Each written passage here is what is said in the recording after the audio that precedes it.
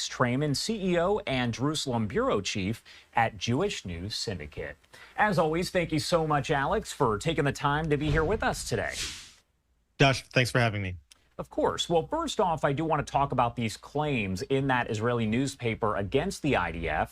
The U.S. was asked about it during their State Department briefing and said that if that were true, it's obviously not appropriate. They do want an investigation into that. And the IDF said that's what they're going to do. What do you make of those claims overall? Well, I think it's important to note that even in the State Department's briefing that they said that there was not necessarily any concrete indications that the report was true. So that's one aspect of it. Second of all, you have Palestinian terrorists that are dressed like civilians in Gaza. It could very well be that you had some kind of terrorist coming out of a tunnel and then trying to lure IDF soldiers in, and they just point the same person that just came out of there back in and said, go back in.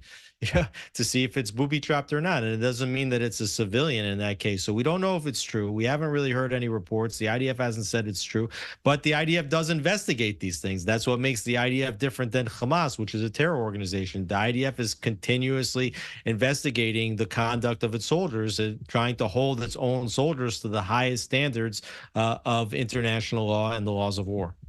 And on that same note, it is interesting to note, because we've heard various reports over the past several weeks of the different Hamas terrorists who are actually wearing the civilian clothes there and firing rockets, firing missiles there at Israel from those humanitarian areas, which, of course, they are surrounded by civilians and they're wearing civilian clothes. So it would be very difficult to distinguish.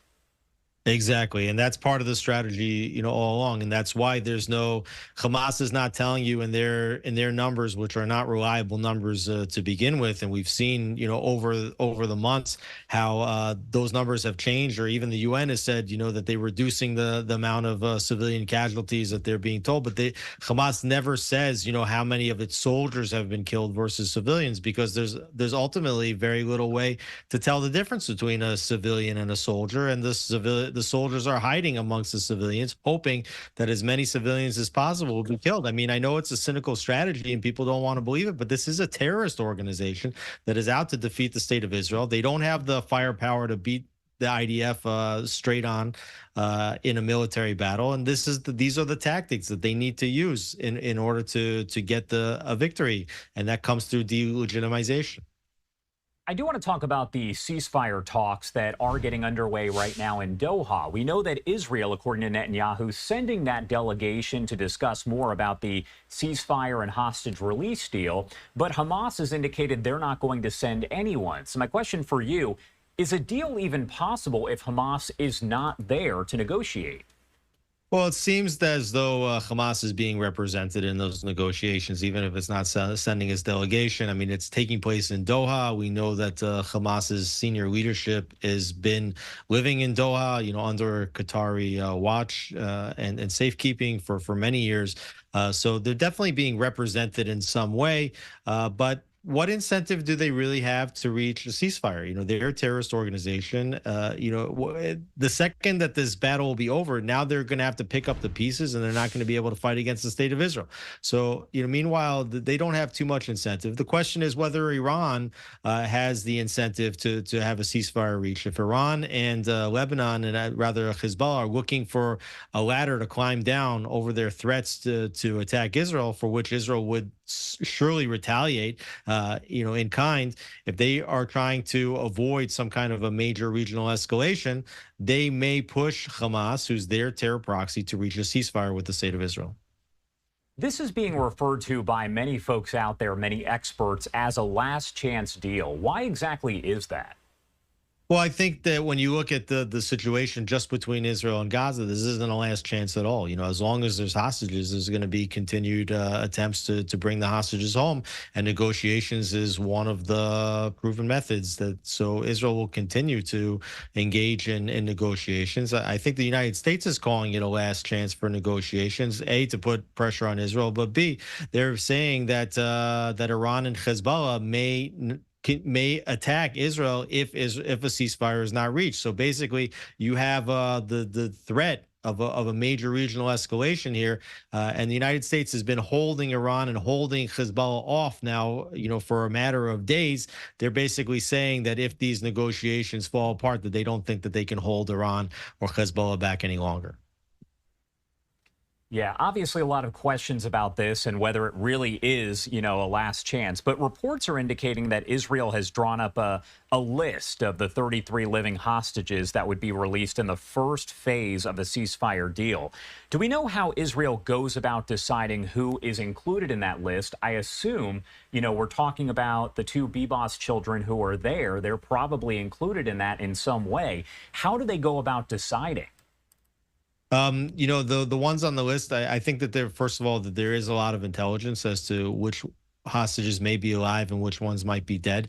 So I think that Israel goes on the basis of some of this intelligence. But the 33 on the list are women, children, elderly, those that would be considered humanitarian cases, as opposed to those like Israeli soldiers or men of military fighting age that were taken hostages. Well, those are not; those individuals are not on the initial list of the first 33. If a ceasefire deal here is reached, does that necessarily mean that Iran is not going to launch that major attack on Israel? Because they've said, of course, that that is the plan. If there is a ceasefire hostage release deal that is reached there, they won't attack. But does that word really mean anything?